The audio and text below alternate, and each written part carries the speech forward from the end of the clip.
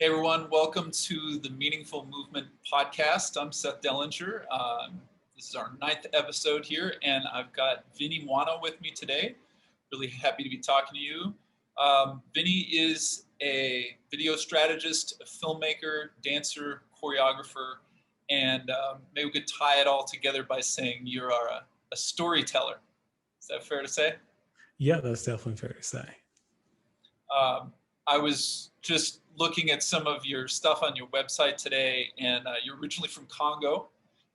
And one of the things that it said in terms of just like your first experiences growing up was that you felt that dance and visual art was actually a way to sort of break down some of the cultural barriers or people who maybe didn't get you at first when you were talking to them, and dance and art forms were a way to break through. Yeah, that's very correct. So my family and I came as refugees in 2000 in the United States. We left a civil war that was happening in the DRC, which is called the Democratic Republic of Congo. And so when we arrived in the States, we didn't really speak English. We only spoke French and Lingala. My mom spoke like 7 languages, but none of them were English. So we had to adapt very, very quickly. But just like all refugees that get relocated, there's a lot of learning, and there's normally a lot of agencies that help out the families that are in transition.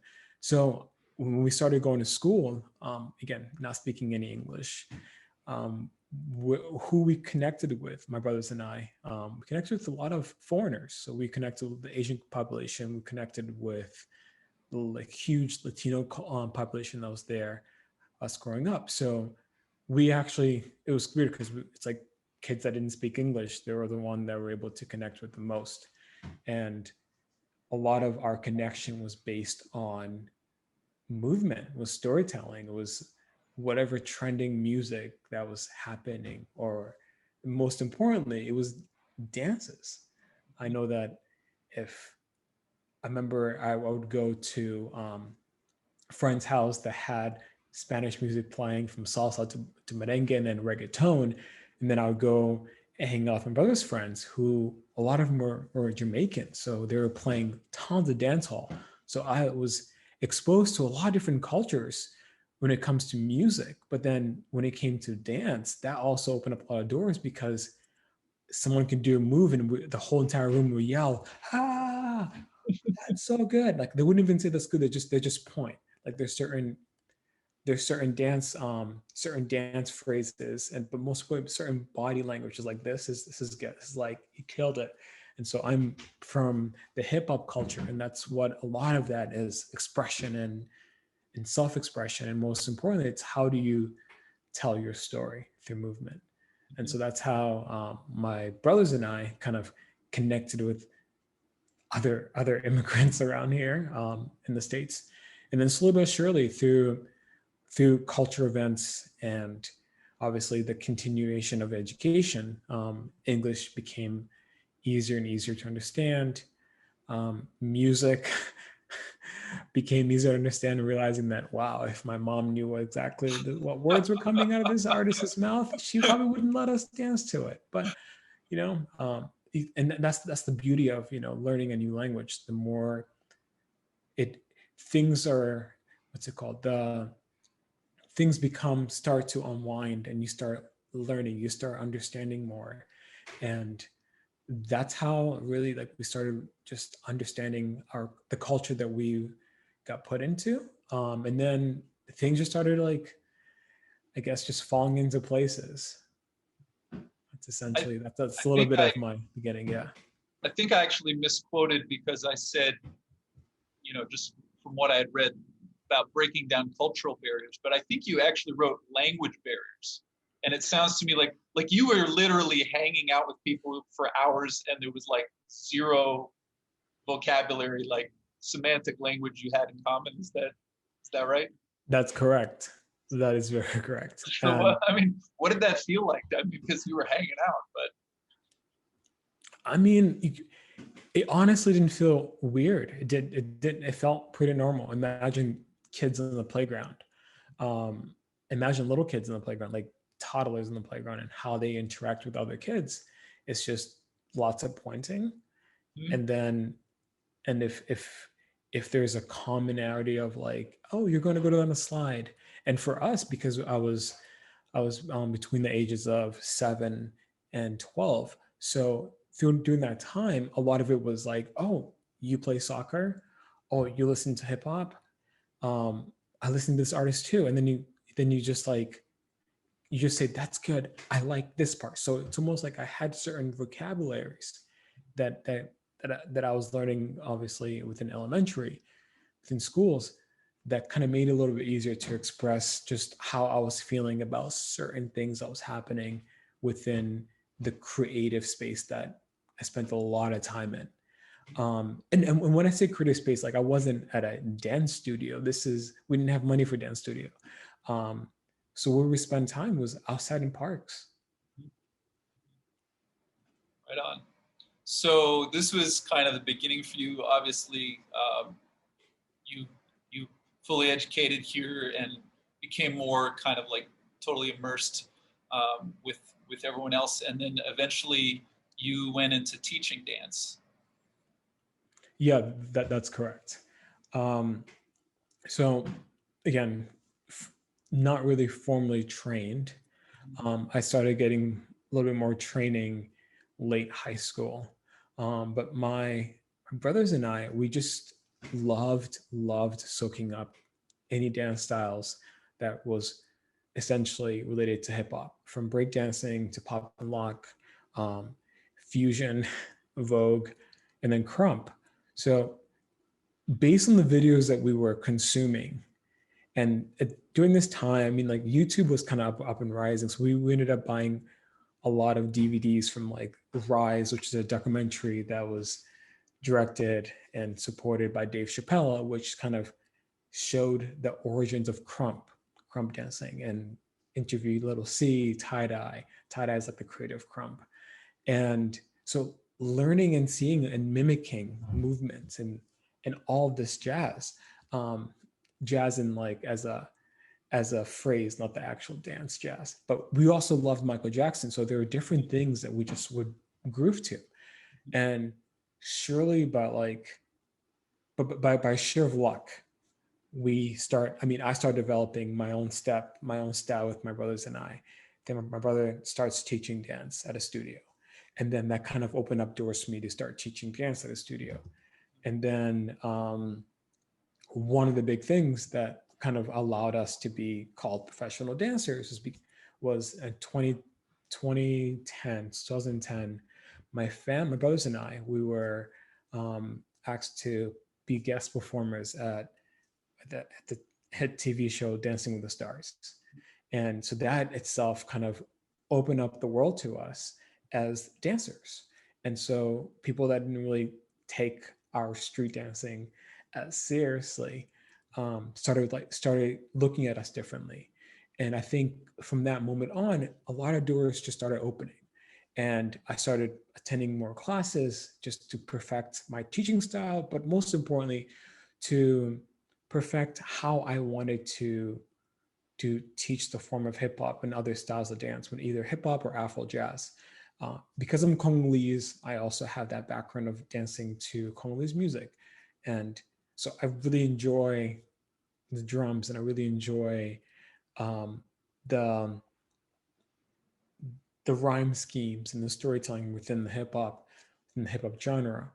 And so with that combination, and then me being a visual artist, I remember one of the things that brought me into the visual arts was that because my brothers and I, we were hanging out with other kids dancing, and but the issue was none of us were capturing these dances on video.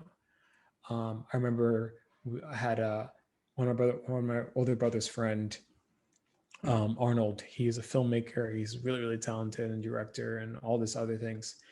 And he ended up bringing his camera on one of the sessions. And I was like, whoa, this is super cool. Like this is beyond. And so from there, like I just kind of started mentoring under him, and I got into way more video.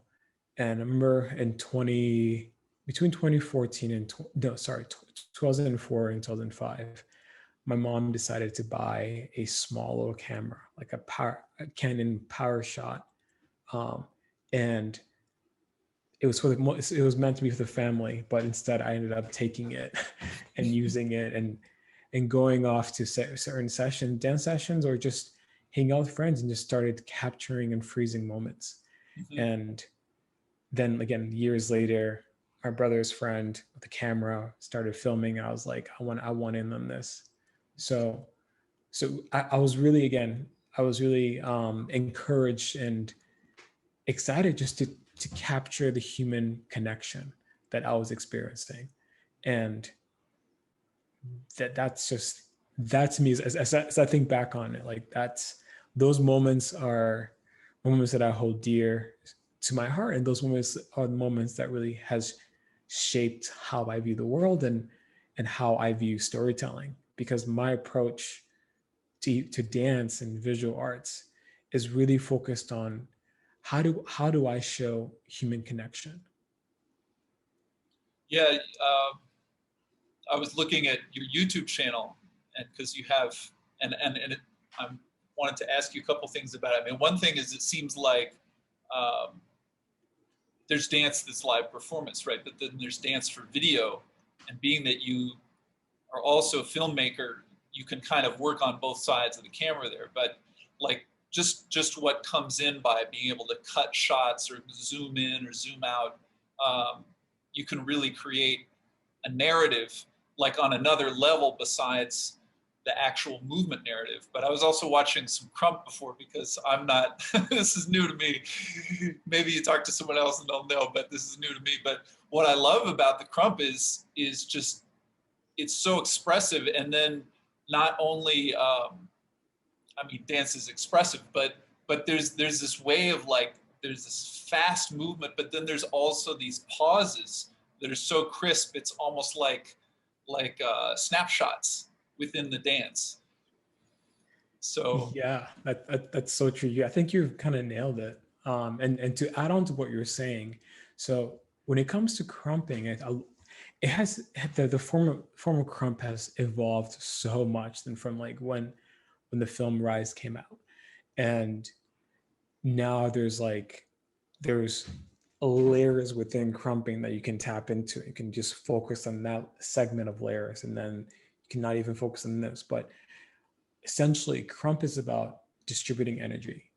So you want to grab the energy, and then how you send the energy throughout your body is going to show how you utilize those energy.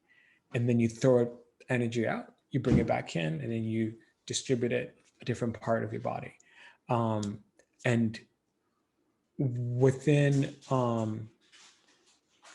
Crump, you see a lot of different layers, like your hand movement, your finger placement can also mean a different thing. Even how you stomp your foot can mean a different thing. And now, like with Crump, you can see a lot more hat movements. It's like it's still grabbing energy, distributing that energy. Maybe it's energy to the hat. Someone tosses it up and they catch it. So there's like Crump itself is such an expressive and powerful, but then very controlled. And that snapshot moment where you mentioned where it's like there's a pause, that essentially is like a breathing moment, and it's almost like you're saying, you're speaking, and you stop. And someone's like, oh my gosh, drop the mic. And so that's essentially what it feels like. I haven't gone full out crumping in a very long time. I think one of the main reasons is because a couple years back, I think it was like 3-4 years ago, I decided just to stop teaching and just like take a break from dance. Obviously dancers are within me, but I can't stop dancing. I took a break from my studio teaching, creating new works, and I just focused really just on what do I want to be as a dancer.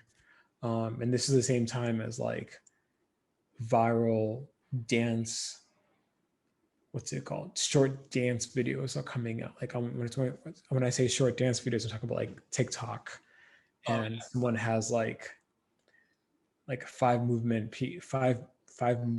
choreography that goes viral, and then everyone does the exact same movement. And me as from a choreographer standpoint, I just didn't vibe with that. So for the last like 4 years, I think has been a journey of me finding the way that I want to dance in the world, where everything is either hyposexualized or where everything is like almost like we're, what's it called, out of this world, galaxy type of dancing. And I mean, just in terms of like people doing virtuoso acrobatic kind of stuff, or I wouldn't call it acrobatic. I mean, I would say that sometimes like dance to me is a communication. So if I can't really understand the communication that someone's telling me, then I'm like, they're in another world, which I think it's beautiful. But like, I feel like there has to be a medium. At least this for me, from a visual storytelling and also mover, because imagine us talking language and talking English right now, and then all of a sudden I start saying, well, como nangaza Vinny, nazovana na DC, deni yokas nangaza bien, manangaza na Afrique. So I just started speaking a whole different language. And what I was speaking there was Lingala. And what I said was, my name is Vinny Mwano. I am living in Washington, DC. And my mom is in the Congo right now. But like there was a disconnect there. You didn't understand what I was saying. Someone had to translate that. And I find that sometimes in the dance community, and this is in all genres, not just hip hop, like all genres, dance period. But sometimes people's communication through their movement, it becomes like unknown. And I just want a little bit more of a translation. It's like, tell us, what is it you're trying to tell? Yeah, because I think that dance is a communication. It's very, very important. And it's like an expression that you can't really verbally express, but you feel it. And that feeling translates, right? That's the translation. Like the translator is the feeling, which transcends languages and like location. But if we aren't able to actually feel what you're feeling, then we can't understand. And so the last 4 years, I think I finally found a medium that works for me. And I'm just super excited that, like, especially since last year, just been able to just been dancing and creating videos that I haven't shared yet. And I think most importantly, it's also figuring out how I want to dance with my partner. My wife, Beth, she's also a dancer. She's an amazing dancer, amazing choreographer.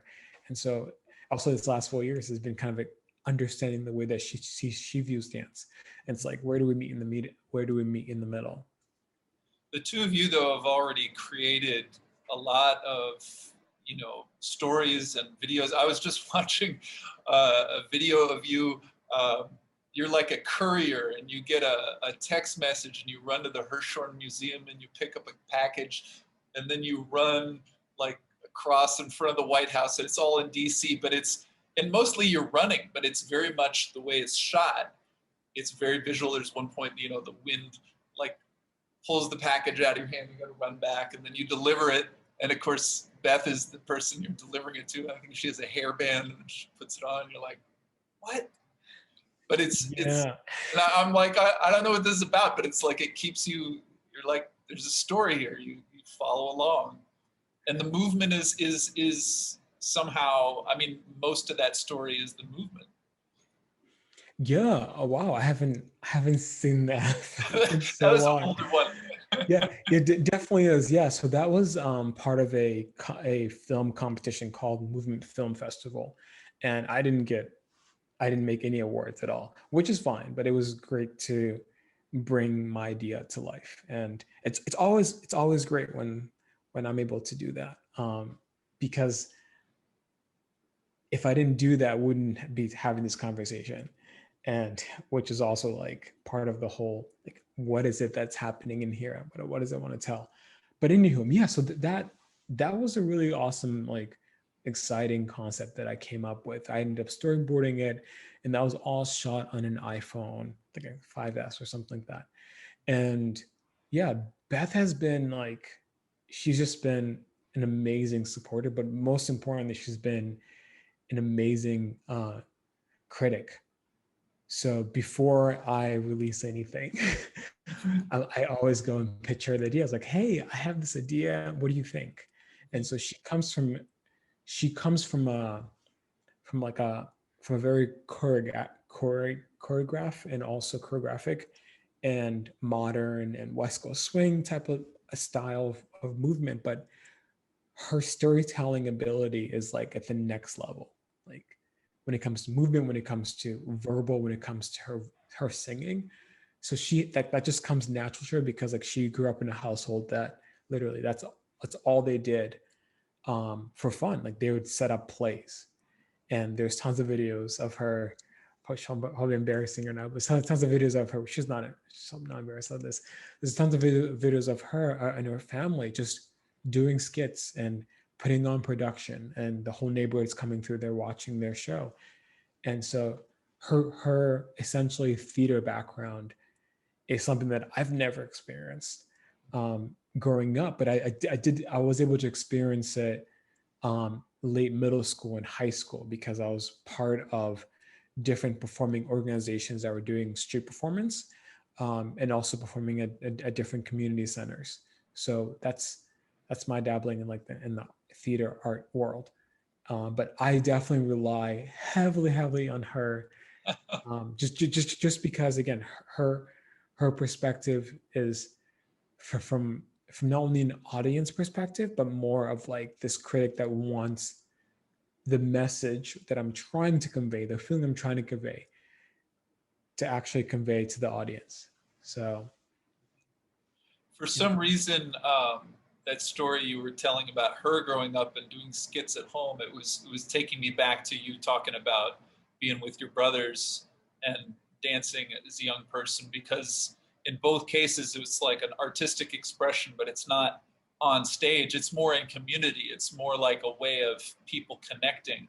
And of course, when we connect as friends and just talk, we are in a sense entertaining each other. But you know, if we just go to a party and talk, then we're just talking. But to actually bring an art form into the community, that I don't know if just because you had mentioned your story and then hers that I put it together, but it feels like it. I mean, does that speak to any of the collaboration that the two of you do now? Yeah, it definitely does. I think you're spot on. So what I didn't mention was that Beth was in mime, like mime, like she's really good at miming, and for like I think it was over 11 years. Like she's really, and she's also the head choreographer and the head organizer of this mime group for a very long time. From I think from late middle school up until she was I think in college, a freshman year in college. So yes, and I mean obviously with miming, you are performing it mostly outside or in selective centers. So yeah, so that connection between her and I, that definitely has been like, I think that's what allows us to even connect deeper. Um, and I didn't even think about it, but thank you for mentioning that. Yeah, I think you're absolutely right, 100%. Cool. And yeah, and she has been um, over the years. She's been way more um, way more comfortable dancing in the streets, just kind of just being free. And I think within theater, this perfection and everyone looking at you, I think sometimes that makes people, that makes artists kind of be, I wouldn't call it stage fright, but I'll call it um I guess that's the right word, like stage fright. I think it causes people to be stage fright before, and then like 3, 2, 1, like lights on then. But when you're on the streets, like performing on the public, there's no 3, 2, 1. There's no lights on. Everything is already on, and you just kind of have to like, all right, like music's playing. I think there's more preparation. There has been more preparation on both of our end, trying to figure out, all right, like where is your comfort level as far as street dancing? And yesterday we had a photo shoot at the Kennedy Center, and I ended up capturing this amazing moment of Beth just moving. And like 5, 6 years ago, that probably would have been a little bit difficult. But I also know that like 5, 6 years ago, I wouldn't have been so keyed in dancing in maybe like in front of people, like an indoor setting. I'd be like, oh, it's okay. But yeah, so she's definitely helped me just be able to perfect my ability to perform within theaters, but most importantly, just contextualize what is it I'm trying to tell as a dancer. And so we also have choreographies that we've been working on. Super excited to eventually share it, but it's again, it's we're really over the years we've really been focusing on what is it that we want to tell and convey that right emotion. Um, but yeah. So are the things you're working on, are they going to show up in the theater, or are they going to show up in the street, or both? It's going to show up online. Okay. I don't. I think with the COVID world, um, Right. people are. I think theaters and studios are trying to respect all that, all the schedules they had, all the artists that they had scheduled last year, and so we really like to bring the arts in places that you don't really expect to see the arts. Right. And so we really want to focus on community building. If that happens in the studio eventually, cool. If that happens in theater, that's cool. But um, we're not tied down to a place. Yeah, because again, the arts is something that everyone should experience. Yeah. But yeah, so technically, as of right now, there's going to be works out either end of this year or beginning of next year. But a lot of it is going to be over the screen. Right. So. Right. Well, the screen is a funny place. Like, you and I just talking, and then this will be on YouTube, and people can see it. I mean, you have to click and decide to watch it, but it's also not quite a theater. It's not quite the street either, but it is an interesting just time to be alive in that, even this idea that you can be something that's called a creator. And that doesn't just mean I create things. I mean, it means I put things online for other people to see. And it's like a new form. And of course, people do it for all kinds of reasons. And but it is really, there's something liberating about, I don't need to like audition and get hired, to do this. When you were talking before, I was thinking about when I used to live in New York, and I played the stand-up bass, and I had a kind of a inventive way of singing. I used speaking in tongues and throat singing, and I was making up stuff, right? And it was kind of, clearly you can tell it's kind of in the avant-garde.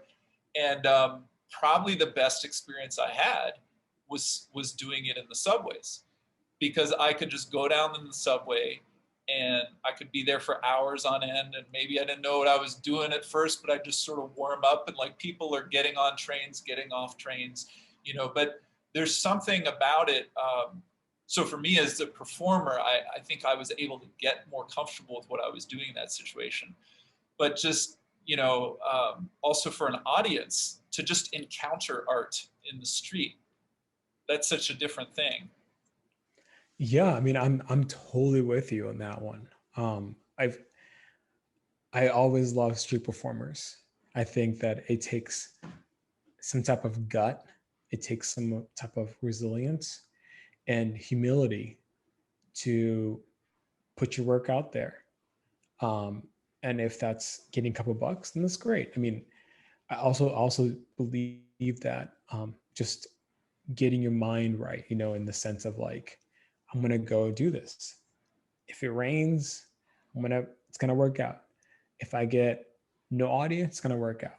I'm just going to go. And I think this is the whole concept of like, what does it actually mean to perfect your craft? And so you probably grew so much more when you were in the subway, because again, you were not cognitive of who was actually watching you. You're like, well, this person is on the go. And so your interaction with that person is probably like going to be in their existence, right? In that, thinking about, there's like 7 point something billion people in the world. Maybe 9 billion, I'm not sure.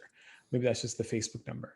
Anywho, but this concept that like when people that we interact with, they see us and then they never see us again. It's like that itself is quite amazing. But the impact that that artists, musicians, or anyone who's a creator has when people encounter art in the way in their travels, right?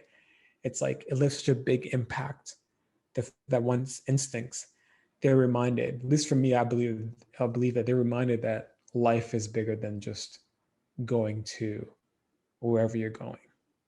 That life is bigger than whatever is happening around you.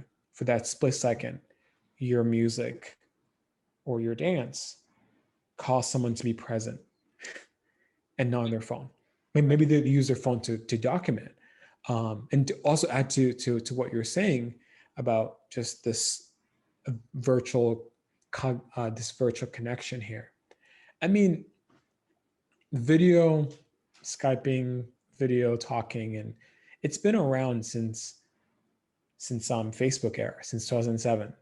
But I think that we are in an age where it has kind of like it's, so according to Cisco, the projection that Cisco, the company, and other like IBM and other internet companies that do a lot of data statistics, they were predicting that, I think it was within 2025 or it was like 2025, that the internet was going to be 90% video. And they predicted this a couple of years back. And the original prediction was like 2020, and they predicted this in 2015. And then COVID happened. Like the time frame that the internet is supposed to be like 90% video, like that just got cut majorly. It got speeded, like everything was expedited until now. So now, like, if you think about what is it that we're mostly consuming, it's video content. And the internet is getting closer to 90%. I mean, think of all social media that people engage in on a daily basis. It's a lot of it is video, and Facebook and all these other social media platforms, LinkedIn, Facebook, and what's another one? I'm thinking about social media that's not focused on video. And so, and like in WhatsApp, so you have constantly people sharing videos, and then this concept of like, well, I can't see you face to face, so I'm gonna Skype you, I'm gonna FaceTime you, because we need that connectivity, we need that connection point. It's not the same. When Beth and I were living in Europe, it was mind blowing, because this is back when we were traveling abroad. I think it was like 2017, yeah, for like 4 or 5 months. And a lot of people, they were just on their phones FaceTiming folks. And that wasn't even like no more in the States. When we came back in the States, I think it was like late 2018, I started seeing a lot more people FaceTiming. And I was like, oh, this is becoming normal in the States. So I think video, there's something about video that data still is trying to figure out why it's so important. And I think it's the connection. I think it's just the face impression. I think that it allows for people to just be present just for that split second. But yeah, I mean, I honestly love that I can be in the safety of my home, talking to you, hearing you nice and clear. But I do miss the physical connection. I do miss the physical excitement, seeing your body move up when I say something, or or my body moves up when you say something, or just it's called the little moments that remind us of our humanity. And that's what the screen can't really fix. Right. Well, like these hand movements, that you make as you speak, like I can feel that, and yet if we're in the same room, it's gonna somehow be, because there'll be a spatial connection that we can kind of measure more clearly or something like that. But on the other side of this, you actually teach people to use their iPhones to document things and to make content, and seems like this has been, I mean, it's something you have the know-how to do, and I'm sure that there's plenty of just the technical side, like the lighting and all of the rest. But you're also talking to people about how to tell stories with their phones and how to use this media. Yeah, I definitely am. I teach. What do I teach? I teach a digital marketing class. I teach a photography course, and also teach a video course, video storytelling course. And to summarize the whole thing, it's that I believe that we are in a time like that anyone can document their history. There's been so much that's been happening in the human history that stories have been mainly controlled by whoever was in power. And so, like, you think about certain philosophers like Aristotle. You think about even Shakespeare. I know he should be considered a scholar and philosopher just because of his works. Um, and so, anyways, like certain folks were able to tell stories, and people that weren't able to read and write, like what happened to their story? Like what happened to them? So their stories were being told through someone else's eyes. Um, and so what I do and teach, I tell people that, hey, you are in charge of your own story. And so if you want to tell your story and not wait around expecting that you will get famous and then end up in Wikipedia and someone will have books on you, it's like, and you have this manifesto and all these things. But I'm like, you have the ability. We live in an age where if you want to tell your story, you can write a book and then you can self-publish it. Like that's the beauty of the internet. And then if you want to create your own daily videos of how your days are, like you can just use your phone. I mean, it's quite amazing that like the ability for us to share our own story is within two clicks, and obviously an internet connection.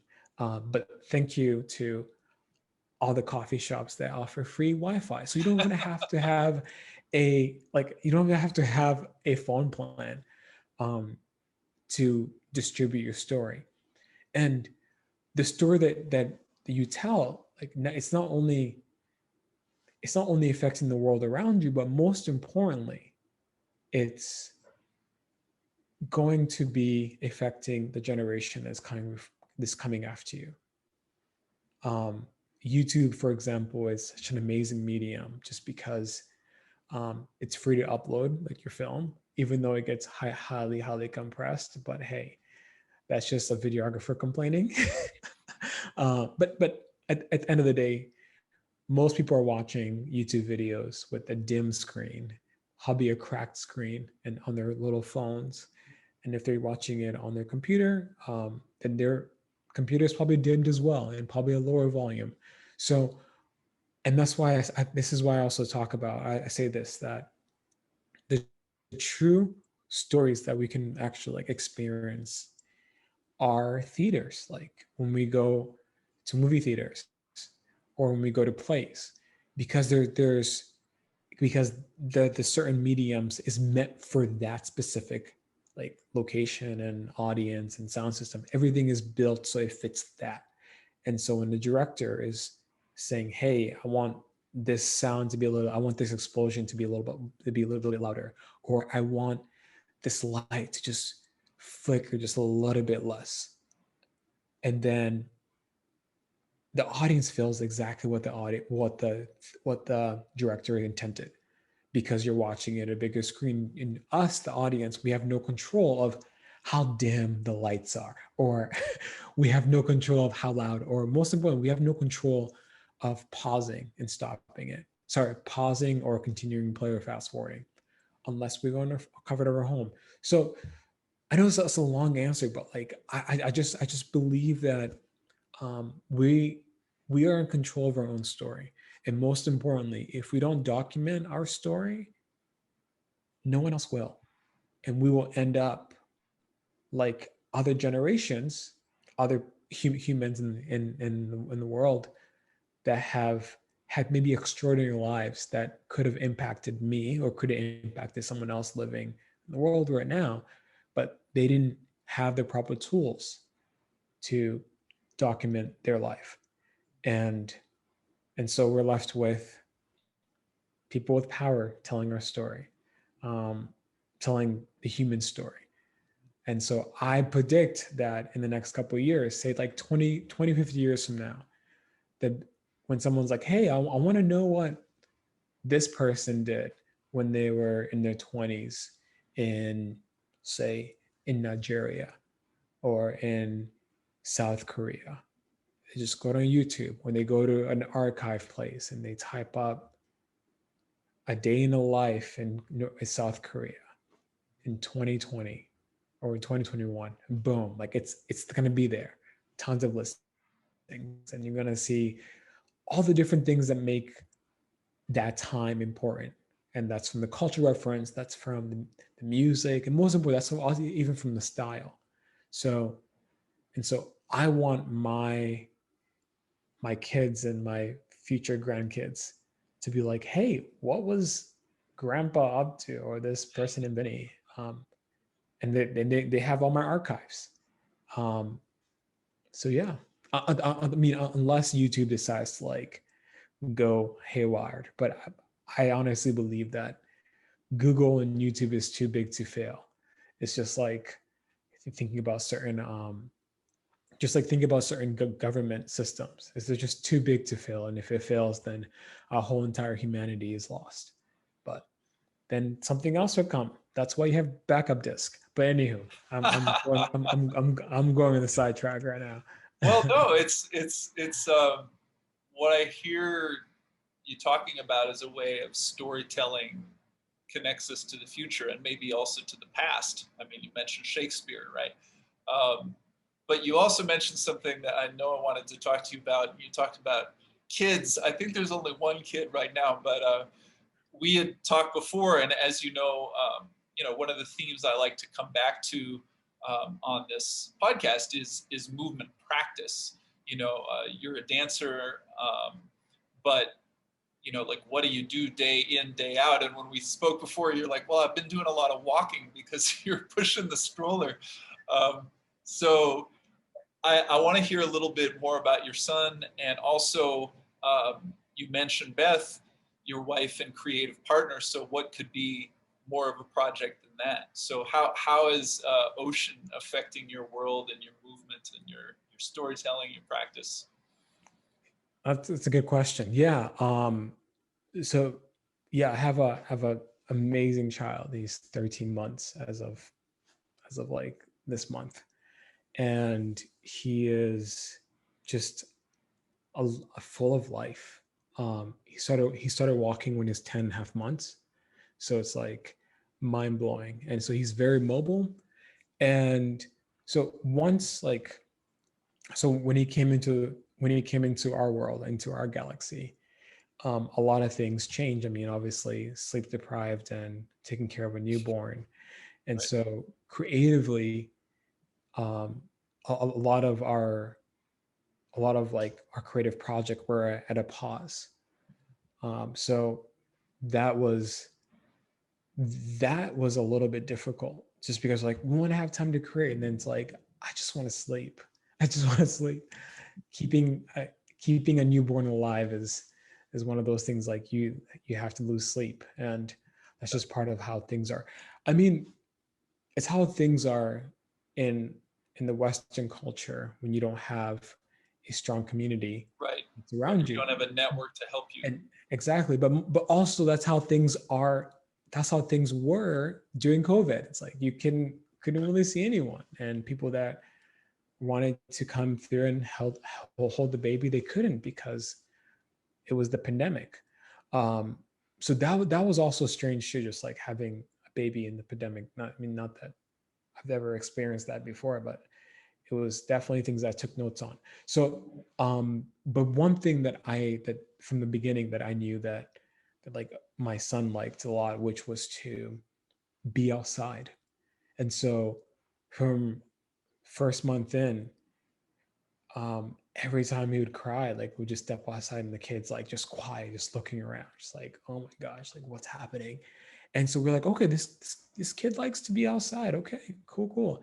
And then in the mornings between like 7 and 10 a.m., the kid would just be super like antsy. And I'm like, what's happening? I mean, you've had milk. What's going on? And then we took him outside and he was like, oh, light and day. I was like, great. So then slowly but surely we started figuring out a rhythm.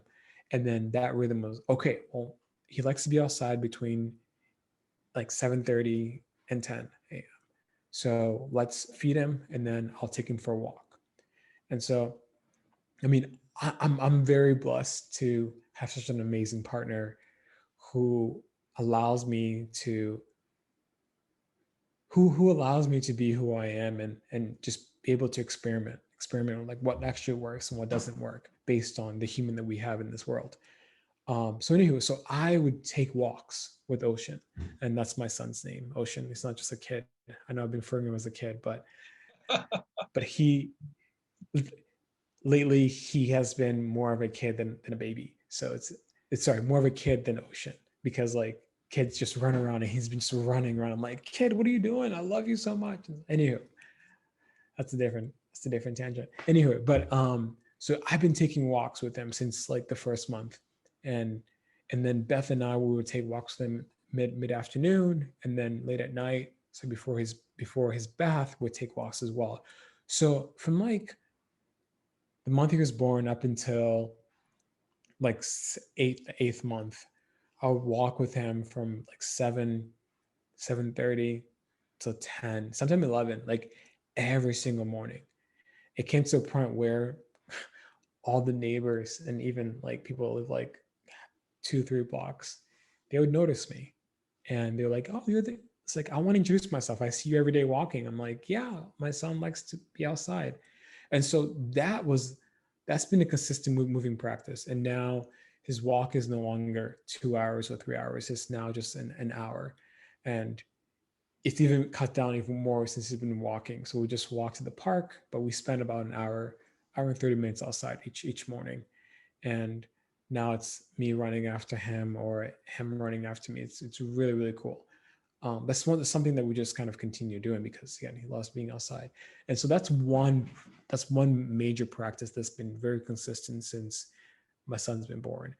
And then as far as the creative side with my wife, we we try to have like dance sessions at the house, and a lot of that is with our son Ocean. He loves movement. Like it's it's beautiful. Like it's contagious. From a very very young age, on the first couple of months, he would be bouncing. He would love to just bounce with his legs. And we're like, okay, like let's bounce. And then we have to hear music. He just flaps his hands up and just like he goes just like he's so excited. And so a lot of our movement practice, as like dancing practice, hasn't really been a practice. Has been just more of like having small dance parties with Ocean, and if that's me having with him or that's Beth having with him. And we are now getting a little bit more sleep, so we've been figuring out and putting in times for us to dance a little bit together. It's going to be definitely more, especially since since that Ocean is sleeping more throughout the night. But I think for a lot of parents, at least here, and I'm sure, for you, maybe you're comparing like in terms of care and the whole network of people that was probably different from you, different for you, in the Democratic Republic of Congo. But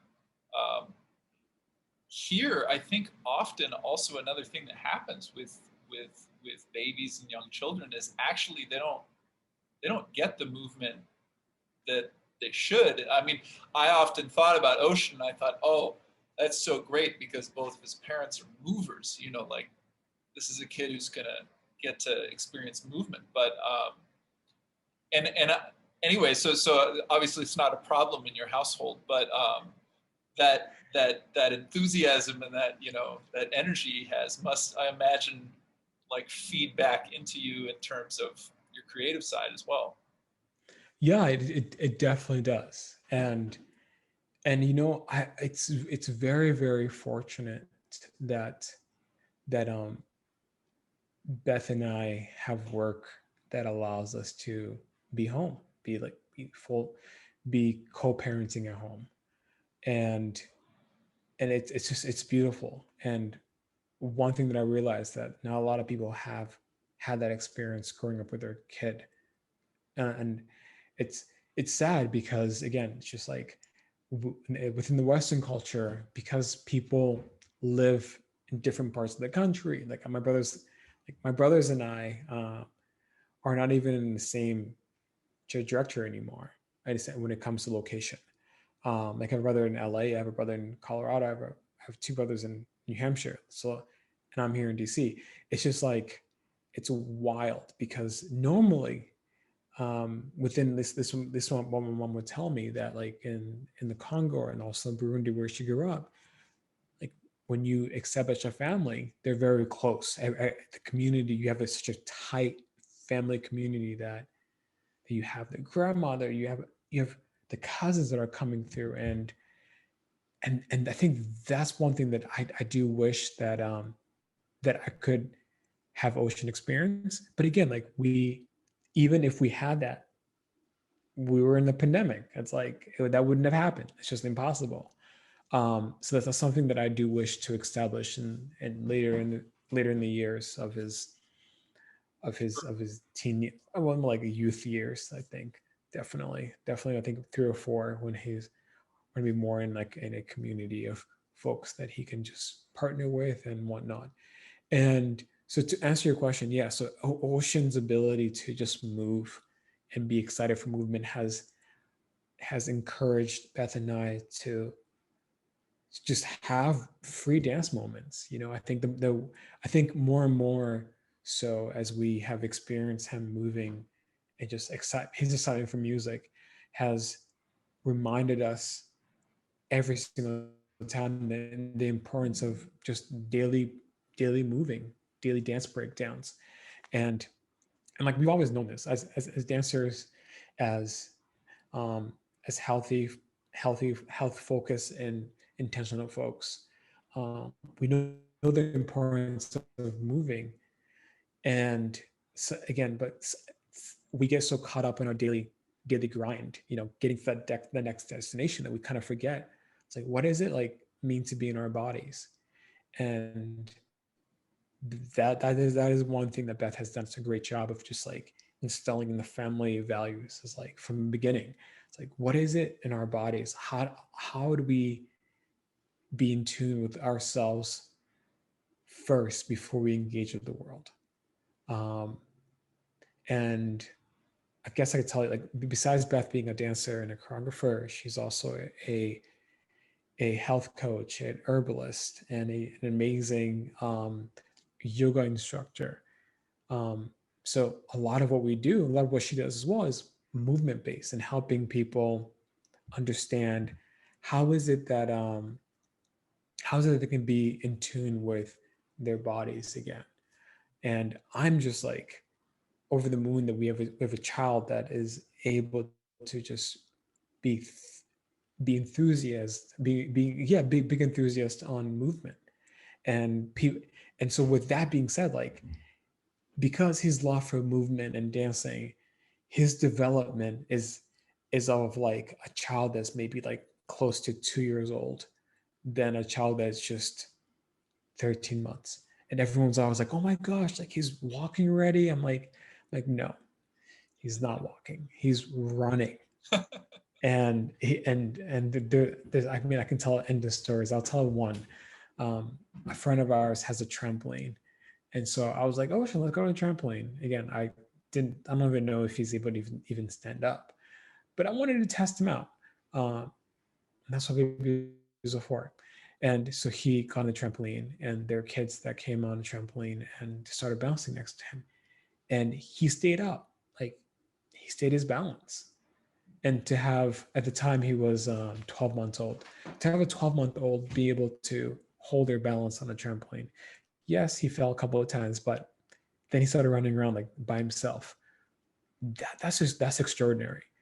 And I know that early development people, and there's books on this that talk about the importance of movement and the importance of having the child crawl and whatnot. But like, I honestly just, I've been so focused on just allowing to go with the flow with whatever he wants a little bit, kind of seeing, all right, well, he wants to hold on to the fence. I'm like, okay, cool. Let's go hold on to the fence. I'm going to be right next to you, obviously making sure that you don't step on any nails, but then most importantly, me watching how he engages with his surrounding, because he everything to him is new. And so I think about, as a dancer, I'm like, how do I, if I'm doing a crump movement, or if I'm popping, right? How do I make this new to me? Even though like I'm so used to doing this since I was like in the 4th grade. So how do I make that a new experience to my body? Because if it's a new experience to my body, then the way that I'm interacting with it is not just it's not just a movement that I'm just replaying. It becomes a movement that I'm experiencing at that moment. And whoever is able to experience that with me, they're able to get something new out of it. So yeah, I mean, I hope I was able to answer your question. Oh no, you're doing fine. Um, Yeah. I'm just throwing stuff out, but it's it's just exciting to me to think about ocean, and but what you were just talking about in terms of your expressiveness and making things new in crump, or in just generally speaking in dance. Since you were also, and I don't know if you're returning to this, but you've taught dance. Um, what was that like in terms of was that also an experience of like, was that about storytelling as well? Was that about helping people to tell their story? Or was it more just like, okay, we're teaching dance steps, this is how you do it? Because crump is mainly improvisational. Is that right? So there's some improv, but there's also large into choreography. Okay. So there's both. Were you teaching more like steps, or were you teaching people more of an improvised context? Yeah, so I never really taught crump to the fullest. I only incorporated into like a hip hop routine. But when I did, I explained the energy concept, and so to kind of answer your question, I actually have been teaching again. I started teaching again in, what was it? Like 2019. I started teaching again in 2019. It was 2018, the December 2018, that I was like, okay, I think I've taken a long hiatus of just figuring out what movement is for me. And that hiatus started in 2016, started in 2016. And so yeah, I started teaching back in 2019, and my style of teaching has definitely has been more towards, I'm going to give you some movement, and then based on this movement, we're heading in this direction. I don't want you to copy me. I want you to take what I give you, but add your own flavor. And then, and a lot of this has been, a lot of my teaching has been influenced by Dance Exchange, actually. So Dance Exchange is a studio in Tacoma Park, Maryland. And like my wife and I, when we moved to DC, the DC area, she found it, and then we went for a couple of classes and we just loved it. And then that's like essentially our dance family here. And like they have influenced a lot of how I teach.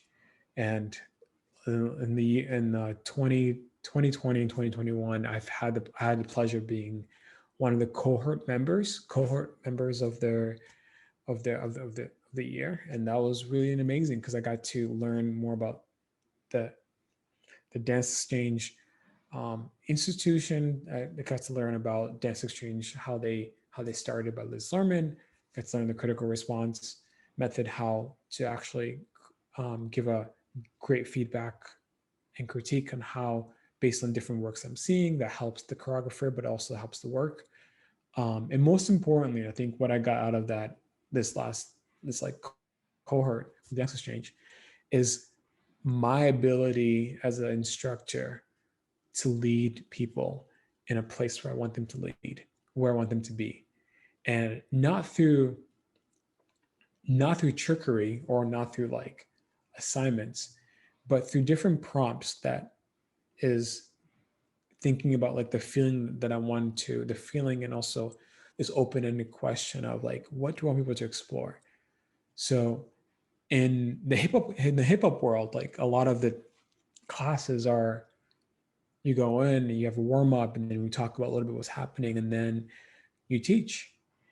And but that has kind of started to, for me, that hip hop style of teaching has kind of gone away. I've kind of put that aside, and I've now incorporated the different skills, the different forms of ways that dance exchanges teaches, but also different ways that other choreographers that I've taken class from over the last, again, during my hiatus time from teaching, it's allowed me to kind of formulate my own style of teaching.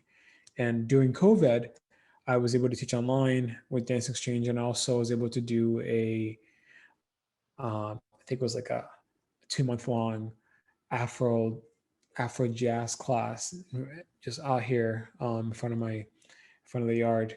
And I just reached out to folks. I was like, hey, I'm going to be teaching this class. If you're interested, just come through. People showed up, and it was an amazing experience because I hadn't taught Afro-Jazz in a while. And so this is like a combination of like African dance with dance hall reggaeton movements kind of mixed in together. So nice. Yeah. And that must have been, I mean, so people were physically present with you. And, yeah, people were physically here. We were 6 feet right. feet apart, and we all wore masks. Music was blasted, and it was Monday nights starting at 6 or 7. So it was very cool. I mean, people were asking me if I was gonna do it again this year. I want to, just my schedule is just very tight. I think I'm gonna have to do one session just so that I can get like a reunion with my students that attended last year. It's fun for people to get together and move during this time of isolation. Yeah, especially away from Zoom. Oh my gosh, like it was super cool. Just having people just like, all right, yeah, again, this physical, we're in one room and feeling the vibes of the student. And I think one of the things that I'm looking forward to is when I'm teaching in person is that the ability just to kind of sense the room instead of looking at a screen, try to figure out what is it that's happening and who needs more help. So just, yeah. Okay.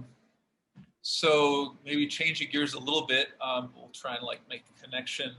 2020 was a crazy year for many reasons. And I know that one of the other things that you did, and you were very present, was in the street. Some of the protests that came up after the killing of George Floyd and all of the ongoing, just movement around that. You were present, but also you were present as an artist. I mean, you had this amazing flag with many of the different names of people who've been killed by the cops, and then that also became part of a photography project with I don't know if the people you were working with were dancers. I mean, I saw still shots. So you had, in any case, some models who had this flag, and there was, but that, I mean, that's another form of movement and storytelling and being out in the world and very much, interacting with what's happening. So I'm just curious about that experience and how that fits into everything else for you. 2020 was a very interesting year. And I think with people being cooped up in the house, it really did start exposing the injustice that people of color have been experiencing in the States for a very, very long time. And with the George Floyd murder that took place, that was a tipping point for me. Before that, I think it was like early May, or I think it was early May. There's a case where a video came out of this two white people on a truck in Georgia. They killed a gentleman named Ahmaud, and they accused him of stealing and all. The video came out, and I was just sick into my stomach. Because having a son, and I want to be part of the kid's life. Again, I just call him a kid again. I want to be part of his life, and seeing this murder happen right in front of me, and others saw it. I mean, millions saw it. That just kind of brought not only trauma, but I think it just kind of reminded me of the reality of what it means to have brown or black skin in America, and this constant awareness that you're always risking your life by stepping outside, and that people see me as a threat first before they see me as a friend, or see me as whatever I have listed as my bio. But also know that not everyone sees me the way that others may say that Black folks are seen. So I'm very cognitive of that for sure. I grew up in a fairly white state. I think it was 1% of it was not white, and that's just given. It makes sense based on location. I mean, I grew up in New Hampshire. That's what I consider where I spent most of my childhood. And so I was familiar and comfortable around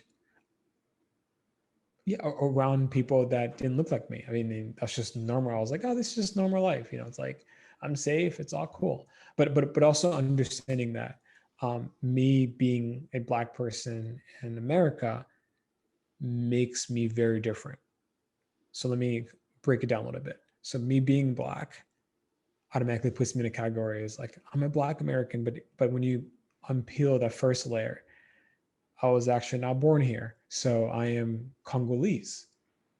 And then because growing up in the States, I have a lot of American in me, American culture that's influenced me. Obviously, within me, I'm Congolese because of just where I was born and my nationality. But again, that's another concept of what does it mean to be your identity. So anywho, I just think, as far as identity goes, I think of myself as just a human being. I'm just Vinny that loves stories, loves to find how humans find connection, and a mover and a dancer. But anywho, so George Floyd happened, and tipping point month before that, I saw the Ahmaud killing that took place, and that affected me big time. And I was like, man, this is ridiculous because this person just got shot in the street. And this is the Ahmaud case, and he was running, and no one knows what happened beforehand, but there's a lot of different things the case is still going on. But I was like, man, like I run a lot, and I used to be, I ran track in college. I was a hurdler. So running, jogging outside is just a normal thing. And so I remember writing a post on it. I was like, man, that could have been me.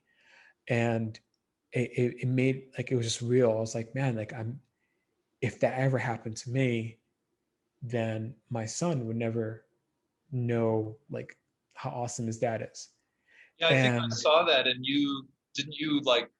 I mean, it's not like you go running probably all the time, but you went running after that, and you kind of that was part of what you posted about was like yeah, that moment going running. What was that like? Because you decided to do something that was very embodied to connect. I mean, just when you went out running after that, what yeah. happened? So yeah, that's a good question. A lot of times when I am unsure of what is happening, or I'm unsure or unable to verbally express what I'm feeling, I tend to go run. I tend to go run. And this has been with me for a very young age. And it's either running or dancing. And at the time I was like, I just want to run. So I ran, and it was a really good run. At the time, I just was hyper aware of how people just saw me. I knew that I had to, like, I knew that I had to wear, like, I had to dress up as like a runner. Obviously, that wasn't super difficult. I ran track. Um, and so I was just hyper aware of just like, all right, like this lady's looking at me. All right, just keep going. And then I saw a cop car, and all of a sudden my body just got tensed up. And I didn't freeze. Like I wanted to freeze, but I was like, should I run faster? Should I slow down? I was like, if I run faster, maybe they might think I'm suspicious, but I'm running. But should I slow down? So what I did is I just started walking. I just literally stopped walking. So I just stopped running. I just started walking. And I was like, wow, like this is what it feels like to be reminded again. And I It's haven't had not that. like this is the first time you've been No, running in your no, neighborhood yeah, or something. yeah. I mean, this is not the first time running in the neighborhood. I mean, this is like the first time in a long time that I was reminded of that, like my life, like I might not make it home if something that happens. and and I live in a very, very safe, I mean, I would say pretty safe neighborhood. And I remember I only had this like similar instance when I was in New Hampshire, and I think it was, or was it? I think it was during the Michael Brown case, but I'm not sure if it's that. I think it's way before that. But again, so knowing that I am Congolese, and I knew that like I was very different because I didn't speak the language, didn't speak English. So then I always know that I didn't start off at the same spot as Americans, just peers. Americans, if you're white, black, Caucasian, whatever you are. I had a late starting point because I didn't speak English. So knowing that I have always had to work a little bit harder to get to, you can say equal playing field, but to be honest, I don't even think of it that way. I just know I had to work super hard, a little bit harder for me to be even invited to the table. I'll call it a table. And so, and then being reminded that, you're refugees, and there's statistics that show that refugees are likely to end up in jail, end up in circumstances that are just not good.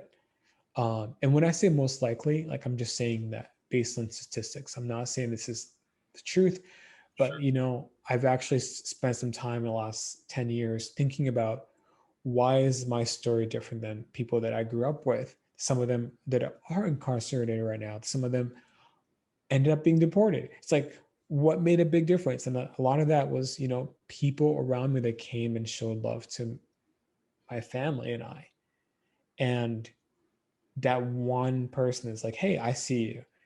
It's like, I want to help you with this element. I want to help you with getting a scholarship to play soccer. I want to help you with maybe getting better schooling.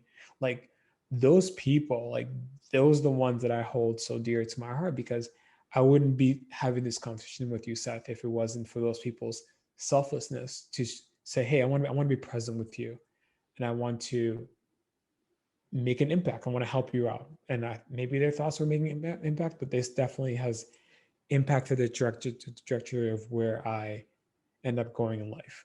And so, again, I'd never really had issues with the whole concept of being a minority or being a refugee. That's just, I was like, yeah, I'm different. But I know that through hard work and education, like I'm able to be invited in that and at the table. Um, and so, and I also understand that my perspective of what it means to be Black in America is very different than folks that are Black in America that have their essentially their whole lineage since the slave trade in America, and that itself is a whole other trauma as well. So, um, so so yeah, so running that day helped a lot. Realized that, man, I am like I could be the next hashtag. And but one thing that really stood out to me was that Black folks in America have witnessed cases like this where they've seen another Black body essentially being murdered, and the justice system not doing Not its responding. fair share. Yeah, not doing what's meant to do. And over again. Then George Floyd happened. Man, that was just like my heart. I was like, I can't even handle this. Like I was like, I can't even breathe. Like I was like, this is too much. Like we're in the pandemic and I'm sleep deprived. And then realizing again, like the conversation of like, what does it mean to be Black in America?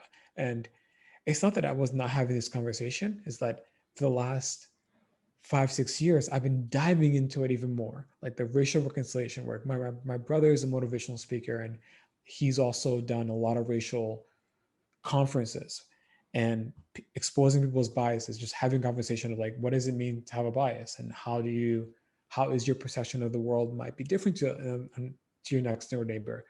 And so he had this events, he had this events called We Are Human, essentially community events where he brought different community leaders, but also just the community that were people that were interested in coming and having a conversation. And then you get separated into groups and you have a conversation. A lot of it was centered around race.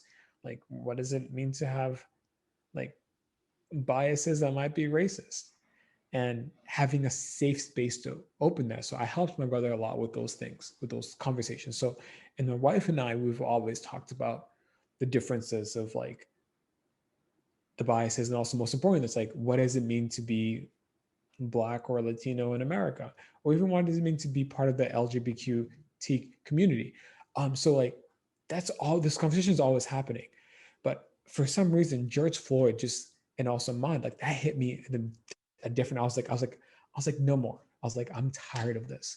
So I was walking, I was walking down to pick up food, I think it was. And then I saw this shirt. It was an American flag shirt.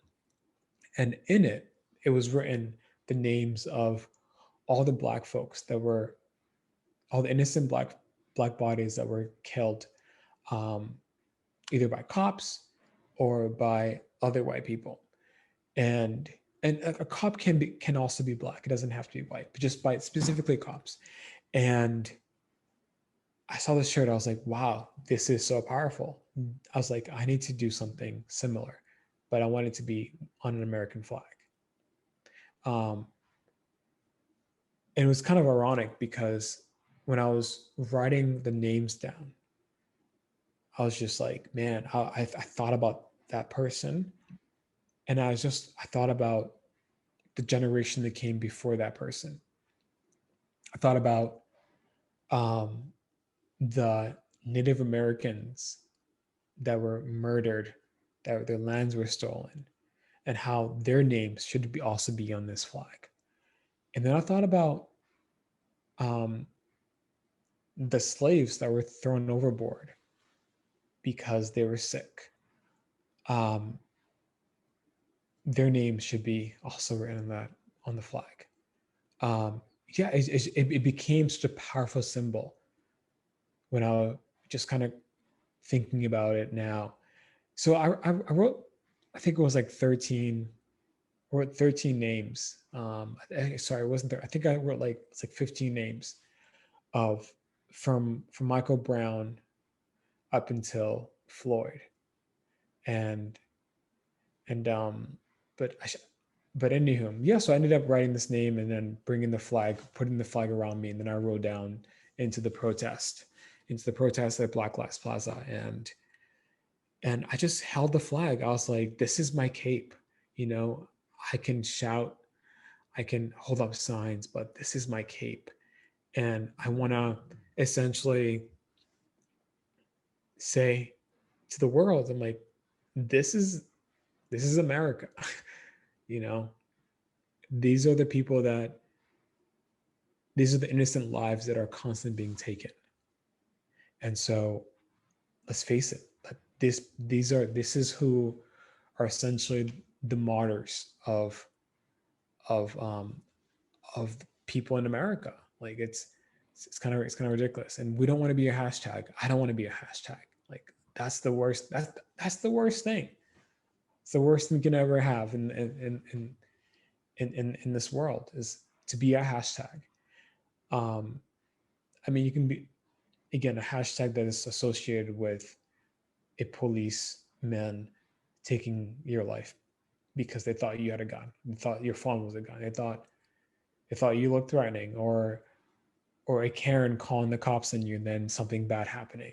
It's a lot. There's a lot to process. And I think that having a son around that time, you know, it really just kind of showed how fragile my life is based on my skin color. That framed the story for you, especially. Yeah, totally different. Look at Ocean. Yeah, 100%. And would I have had the same effect if I didn't have Ocean, if Ocean wasn't around? I don't know, but I know that, again, just this concept of legacy and what does it mean to be a man? What does it mean to be a Black man in America and raising a Black child? So yeah, so the flag, I wore it. Tons of people took photos of me with it. I wasn't there to take photos. I was really there to say, hey, if I get a photo of myself, that's cool because I want to have it for document. But people just was like, man, I love what you have. Like, it's so powerful. So I forgot the photographer's name, but he took a photo of me, ended up being featured on the Atlantic. And then a good friend of mine, this guy became my friend. His name is Sean Cooper. He's an amazing photographer. He's based out of DC, and he's such an amazing photographer. He took a photo of me, and then I ended up climbing the light pole that has the Black Lives Plaza, what's it called, street sign on it. During that time, it was like literally, I think it was like a week before. That's when Mayor Bowser was like, hey, right, we need to create something. We need to do something. And she ended up painting the street and changing it to Black Lives Plaza. And this is in Washington, D.C., very close to the White House. And again, like, I mean, I think that it's great that the Black Lives Plaza is there.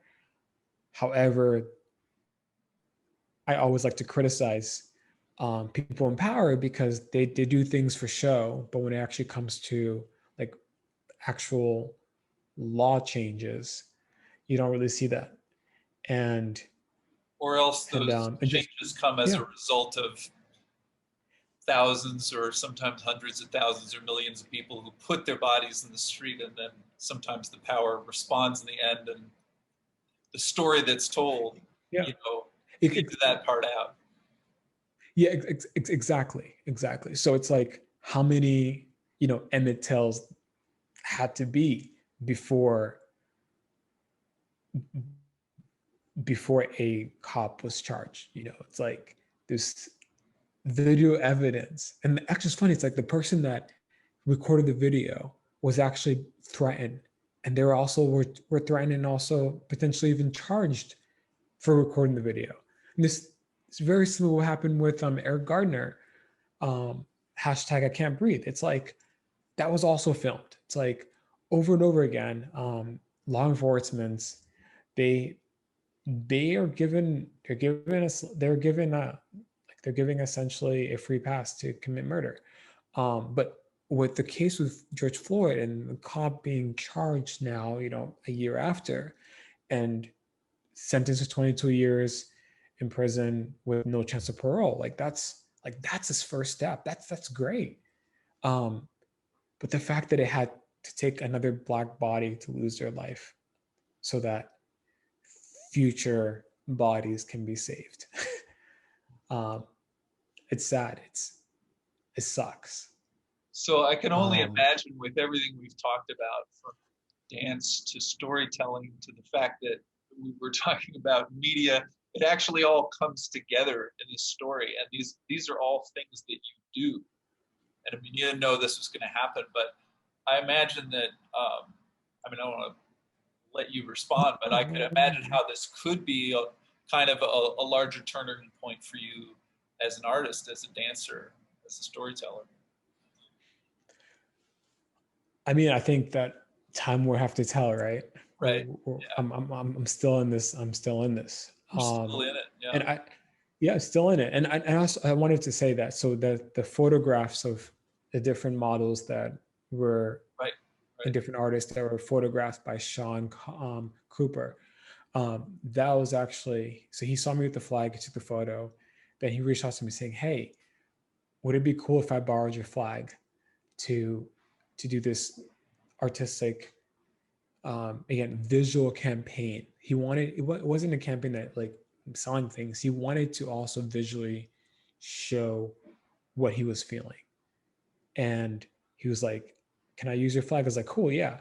He used the flag. Funny thing, he still has the flag because we haven't actually reconnected for me to get the flag back. And it's been now a year. But the flag ended up getting fake blood on it because the shoot, it was representing just different Black bodies in a field next to a tree. And this is also it connected to the Palm Tree song "Strange Fruits" by Nina Simone. Or yes, I mean yes, Billie Holiday. I know the Billie Holiday. Yeah. So Billie Holiday and then Nina Simone took it at another level. She, again, based on what was happening around her during that time, she just embodied the song in a whole different way. It became a cry, right, essentially for the world for her saying, stop killing us. And then anywho, so Sean ended up taking some photos, you know, the Palm Tree. It was amazing. He did an amazing job. And so now there's fake blood on the flag, which adds way more character. So the flag's legacy is still living on. And so Sean was like, hey, do you want your flag back? Because it's just hanging in my room. And he ended up moving to another place and he has it still. So I'm like, hey, just keep it. We will connect and it'll be time for me to get it. Like I do plan on holding it and doing something with it later or something. Right. But yeah, there's definitely a connection point. I mean, I've always been a big advocate for justice and a big advocate for equality and just a big advocate for people's voices to be all given a decent amount of time to be heard. And I think that with all that's happened in the last 2 years, my approach to combining my dancing with my activism work, I guess you can say, it is definitely it is evolving. I have some works that I've started doing that I started back in 2016 that kind of tiptoes and talked about my experience growing up in a civil war and experiencing listening to gunshots as like the, the norm, and how that affected me. Like there's a piece that I worked on. Unfortunately, the piece is not out. I don't think it's ready to be shown yet, but I'm going to go back to it whenever it's necessary for me to actually maybe produce it, so that way it's shown either possibly in a theater. But anywho, so I've definitely been thinking about how can I combine the two in a way that is true and authentic to me. And yeah, I mean there's definitely there's definitely a big connection point. And earlier this year, I didn't end up actually recording this, but I sent in my submission for a video that I did for Nachmo. Nachmo essentially is different dance performances so it's an organization that has dance performances at a theater all over the country. And so in DC, they have one every January, and choreographers pitch their choreography, and then they get chosen to perform it. And essentially the audience gets to give feedback, and it's a way for choreographers to get their work in front of an audience. So anyways, I ended up submitting a rough cut of what I wanted to showcase. But I didn't decide, but based on my schedule, I just wasn't able to actually film the dance piece the way that I wanted to film, because it's one thing to have an unfinished work be seen by people, that being seen by the world, but there's another thing actually having an like intentional piece visually, contextualizing what is it that I want to show to the world. So yeah, I think I'm gonna have to make sure to go back and actually film it before the end of the year. And that has a lot of connection to what's happening now when it comes to just the race issue and equality. It occurs to me to ask you, just given all the way all these things come together for you, um, what would you say to someone who's really concerned about all these issues and is maybe dealing with a lot of stress around it, but feeling the need to be involved in terms of the question of movement, in terms of dance, in terms of even just more generally paying attention to the body and how we experience these things through the body? I mean, would it be fair to say that your own movement and your own practice has been a resource for you through all of these experiences?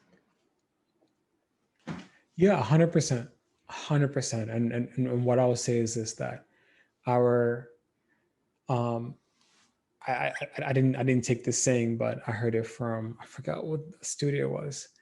But anywho, our mother tongue, what is that?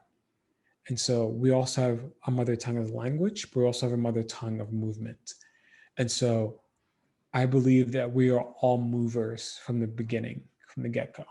And so that's one way that we express. That's one way that we tell and show our style. That's one way we tell our story, even without saying it. Even how we walk is a form of movement. And so I would tell someone that, hey, even if you don't consider yourself a dancer, there's a movement that is instinctively yours. And what does that look like? And how can you revisit that movement in times of joy, in times of sadness, in times of unknown, uncertainty as well? And so I always like to challenge my students, like this constant just freestyle. And people call it free dance, people call it improv.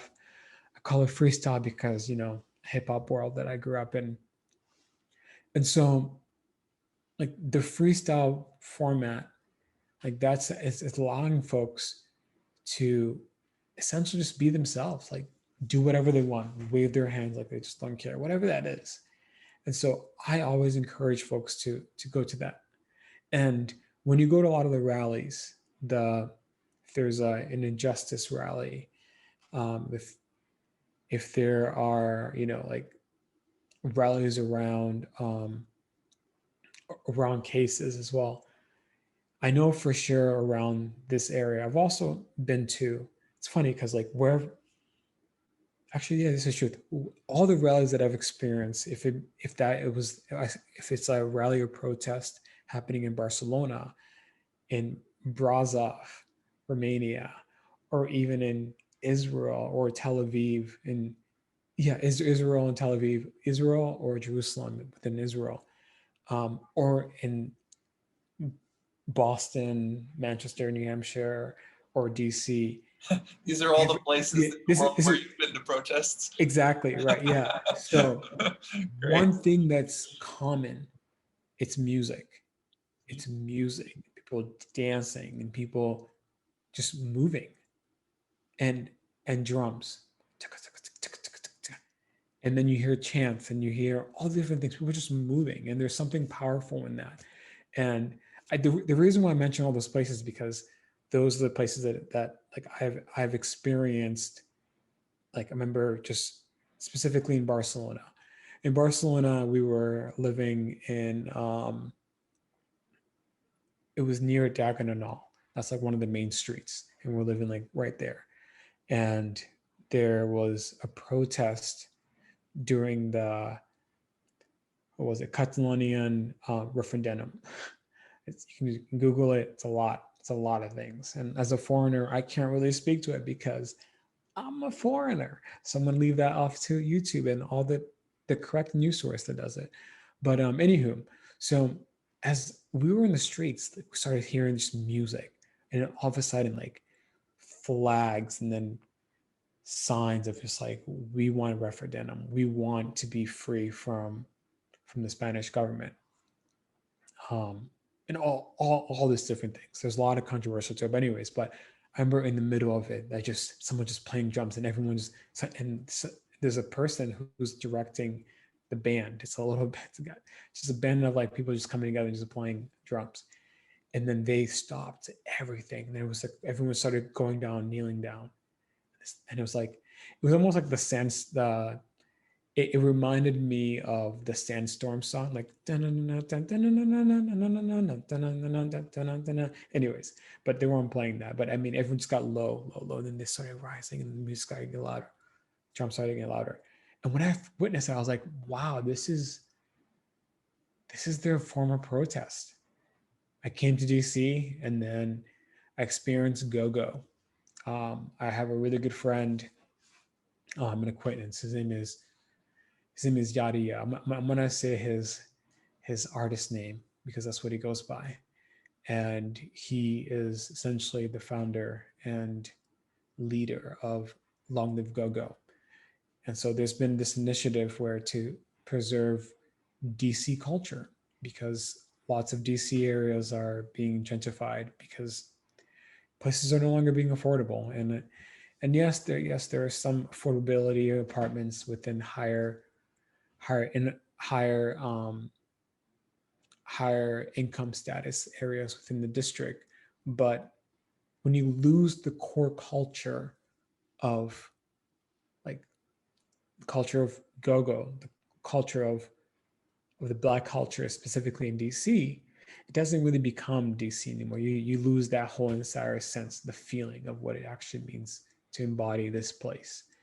And so just Yadi and his crew just got together and started doing street performance protesting in 2019, and I was able to film some of those things. And he did a really big one not so long ago for Juneteenth, and a lot of people showed up.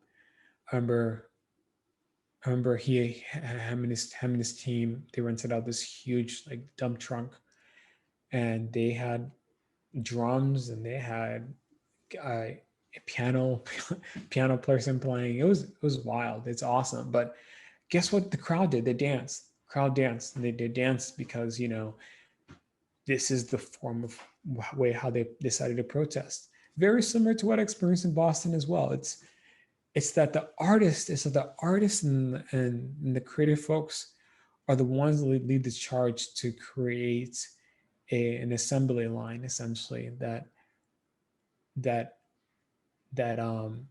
forms one voice, and that voice is we want change. That voice is we want justice, and whatever that justice looks like.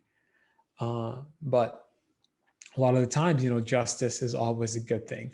It's always in support of humanity, and in support of the other. And so movement is also what I've also witnessed, people just moving. And as a dancer, you know, that's normal. It's very normal for me. I know that when I'm in those protest settings, I move a little bit, but I don't really move. I just observe. I just lean back. I just stay back, and I'm like, yeah, I'm with you.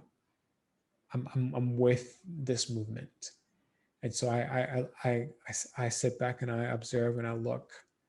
And a lot of times also I'm with my camera, so I'm snapping some photos and just continuing to provide the energy of this resilience, and that the energy of that we're not going to be stopped, that justice is going to always win. And if that takes 30 years, if that takes 50 years, if it's 100 years, we're going to be here. I'm going to be here utilizing my voice, utilizing my art, and just to remind folks that it's not okay to allow injustice to still exist, especially in America, where, you know, where everyone is given those rights. And one thing that I like to add is that like I am not anti-American. I'm not anti any country. What I'm anti government systems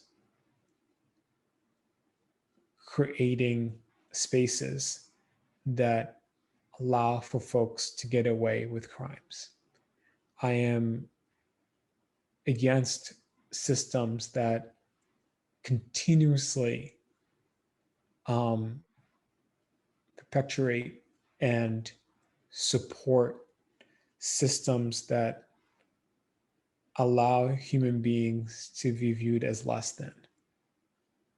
And so, I mean, I would love a new constitution or an updated constitution that gets rid of, you know, certain texts, certain amendments that still affect people that look like me here in the States.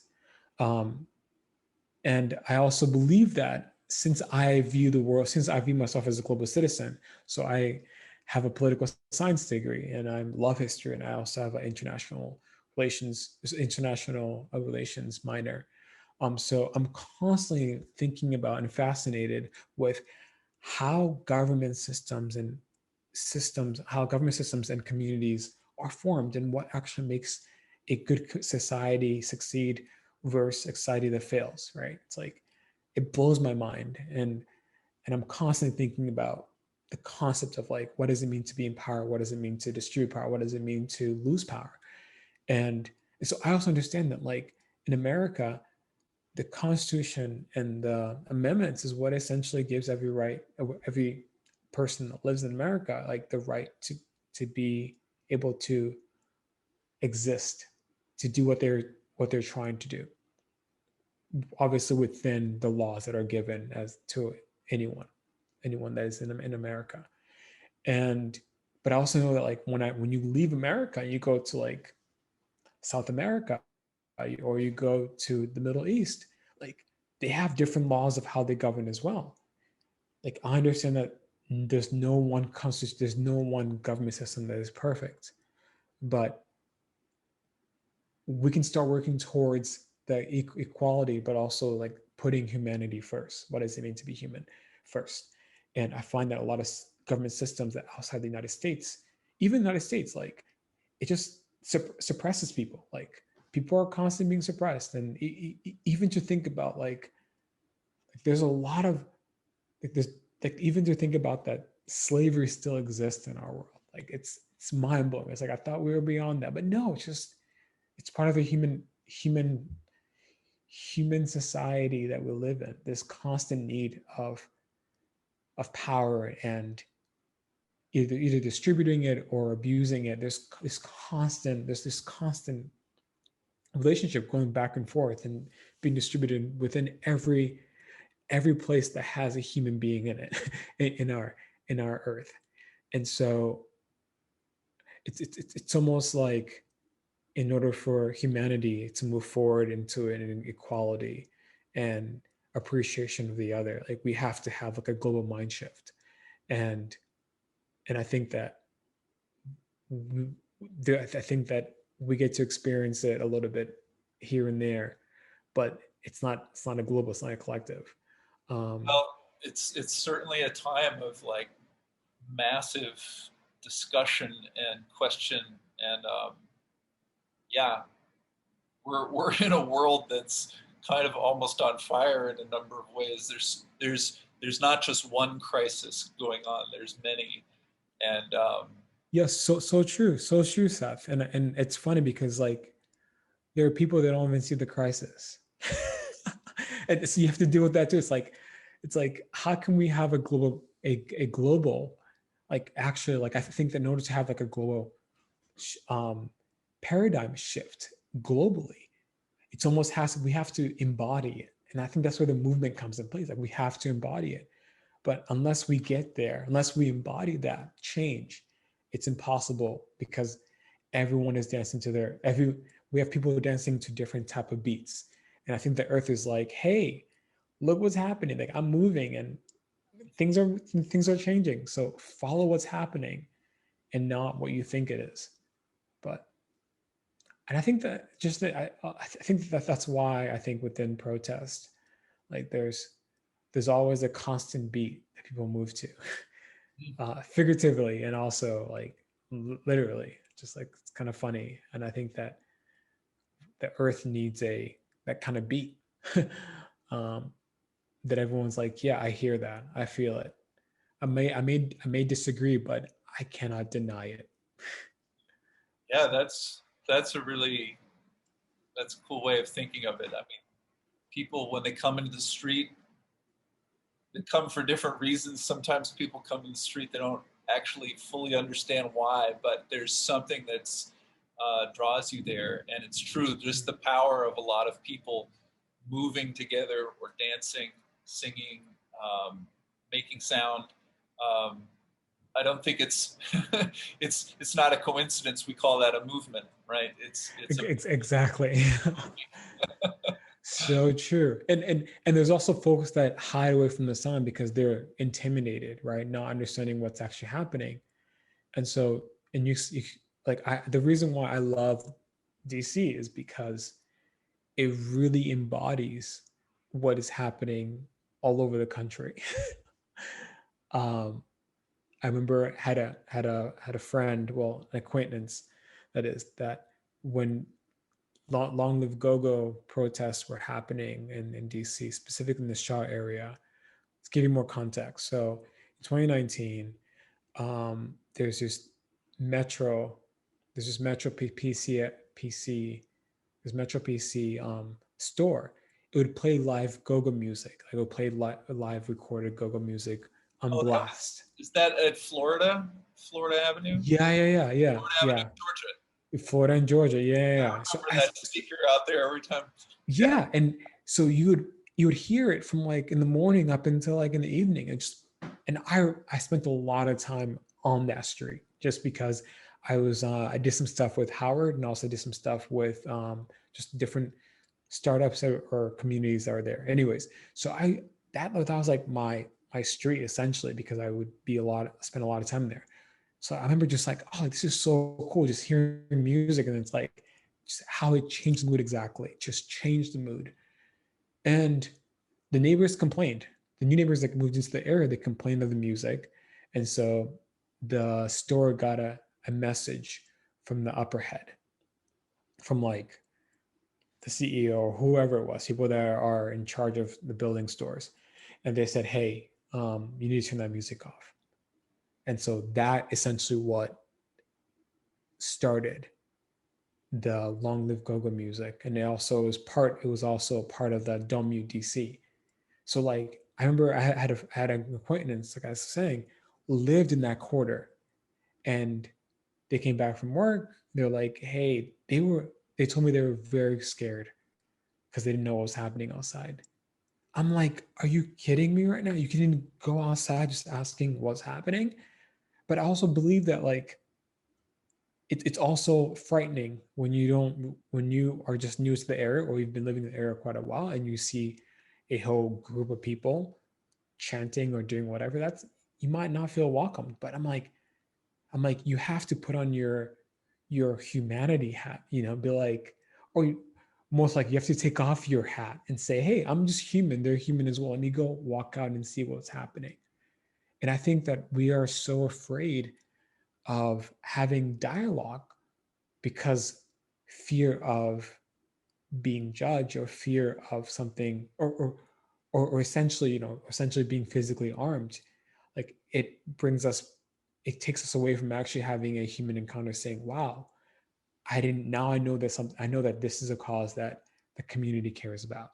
Maybe I should care, because I don't think that, and I might get slack for this, right? I don't think the issue when it comes to places that are being gentrified, I don't think the issue is the gentrifier, that people that are coming into places and moving to those new developed areas. I don't think it's their problem to handle, I don't think it's their fault that they're there. I think the issue starts with, why is the government, local government in place, allowing new development to happen that causes the apartment price to go skyrocket up, to go up. So it's like I had a really good conversation with one of my friends. They were talking about how everything is being gentrified and the culture is being gone. And he said something that was really interesting. He said, um, it's like, because this new buildings have been here, this new residentials have been installed, I feel more safe going outside. The streets are cleared now. I don't see prostitutes outside. And I'm like, interesting. But then he went saying, well, hey, I lost the culture. The culture is also gone. I missed the culture. They weren't specifically talking about the things that were bad, right? They're talking about the culture, that the identity of what makes a certain community, that gets essentially evaporated when a new development comes in place and ups the cost of living in that area. And so what ended up saying was that, hey, the issue is not folks moving in, because the folks moving in, they could have just gotten a job down the street, and they want to be closer to their job because they don't want to be driving 3 hours or 2 hours or even an hour and 30 minutes waiting on a train. It's not their fault. The issue is the local government. But also, I want to bring it to another level. It's like, who within the community is going to keep the culture that was there before the buildings arrived. So those are essentially who, like, those are council people. Those are people that we select as representatives of each district, each ward, you can say. But also it's the responsibility of essentially, I think, us, the community, to inform the new residents of, like, hey, this is the culture that you are welcoming into. And so please welcome it, please be educated about it. And I think that we're in the stage where I think that things in place in DC, the more culture events that are taking place, the more, again, new people are saying, oh wow, like I've been so focused on my job and all these different things that now I'm noticing that there's culture here that I can embrace. And I'm not saying everyone should embrace it, but at least if you're going to move to a place, you know. The culture can provide a space for that meeting and Exactly. dialogue and people to actually recognize the common thing that they have rather than And exactly. But if that culture is not established, if that culture is not there, if it's not recognized, and I think that the movement that's took place with Don't Mute DC and Long Live Go-Go, it made the district recognize that this culture that has been here for a very long time is going to stay here. And it's either going to be the mayor's responsibility to initiate a day to open up different centers, open up different libraries that allow those conversations to take place, or else folks like myself are going to continue to be blocking off the streets, reminding folks, hey, this is the culture that was here. You got to accept it. Um, but I also know that I also know that the reason why I bring this up, because it's very, very dear to my heart, and this is the things I've been thinking about, is that I think that this whole concept of like gentrifiers are bad and da, da, da. I'm like, no, it's like the people just like yourself who just decided to move closer to a place they're closer to home. What are you doing? And this is almost talking to myself, like, what am I doing to inform it or to create a space where those new neighbors are able to welcome the culture? And if they choose not to welcome the culture, then guess what? Then that's their fault and that's not mine. We've done the work to initiate, to introduce.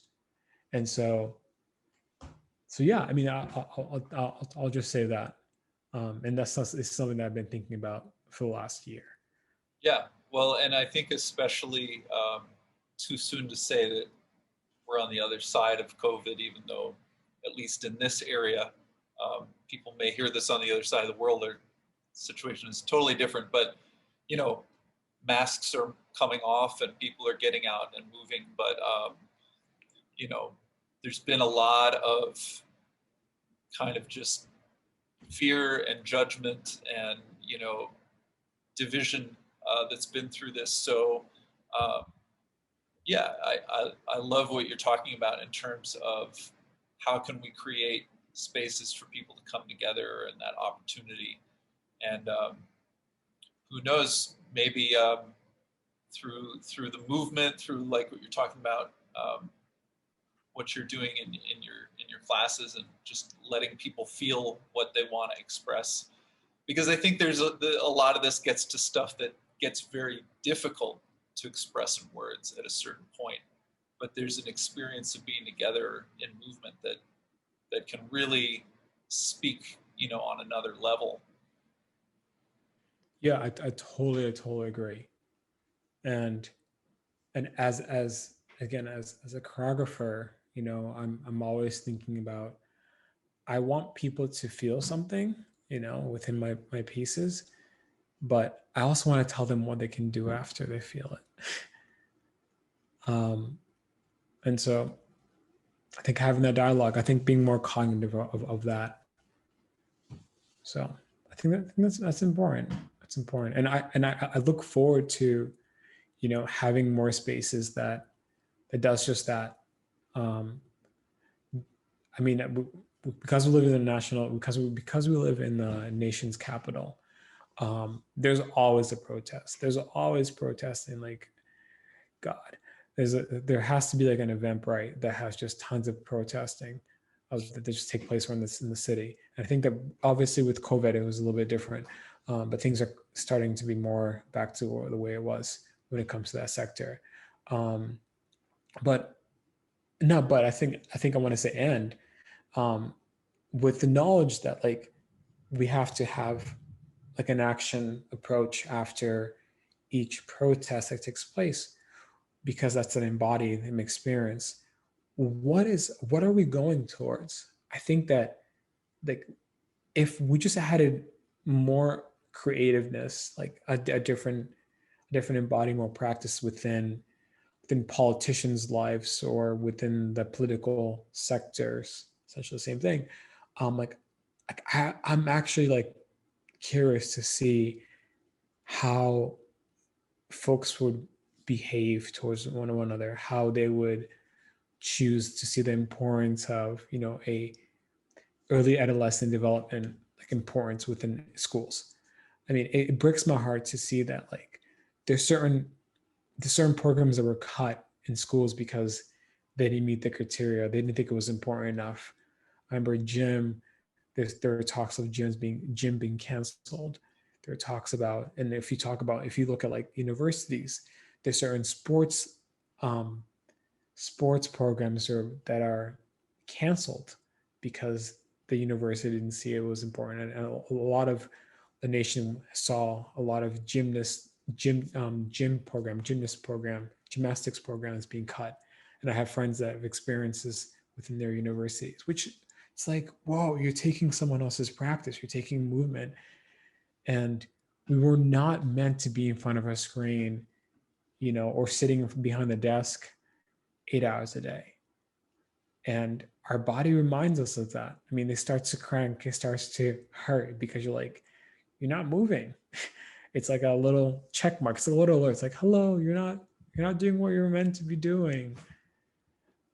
But yeah, it's also believe that like in the Western world, or in this in the world centered around product, I think that we become less human. We become more of this robotic centered society that is so fixated on the product that we forget to just be human and just to enjoy. But yeah, well again, I'm pumped that people are going to be able to work out. People are working out in person, and that the nightclubs are opening up again. I used to always criticize nightclubs, but I also believe that again, there's an importance of being in a place where you can just freely move and listening to music, and that itself is like, that can be seen as church to people, you know. Right.